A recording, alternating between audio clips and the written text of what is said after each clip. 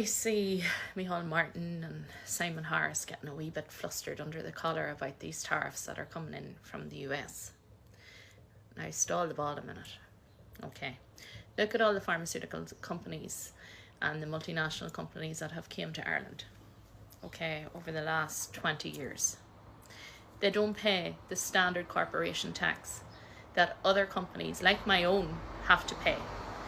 They get, oh, you're here, no problem, you know, Céad Míle Fáilte, where the Irish businesses have been all along working hard, paying the 12.5% corporation tax, where these companies like Google, etc., didn't have to pay anything. Now, yes, they got a 10 billion slap on the wrist, you know, but that went through the courts. The Irish government, no, you keep your taxes, right?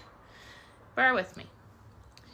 So, while we watched our farmers and our fishermen and our hospitality and our tourism industry and our small retail shops that were keeping this country going for the last couple of 100 years, when we seen them decimated, the Irish government did not get a flying hoot. And they didn't. They were all about the multinationals. They were all about bringing in these massive corporations into this country, filling cities and letting rural Ireland crumble.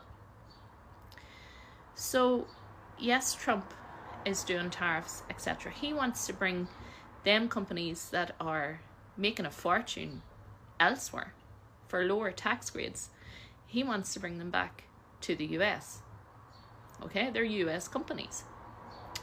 He wants to slap on the tariffs now, the likes of Kerrygold, which it will affect, etc. But my message here is, if the government had actually put the Irish businesses first, and the Irish consumers first, and the Irish farmers and the Irish fishermen first, and the Irish actual workers that are trying to make ends meet, then the country wouldn't be in so much of a mess.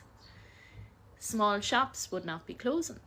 Our tourism sector would not be crumbling due to the lack of control that they had, being European puppets. And yet Micheál Martin is still talking about a European approach. Hello, knock, knock, knock. This is Ireland. Ireland.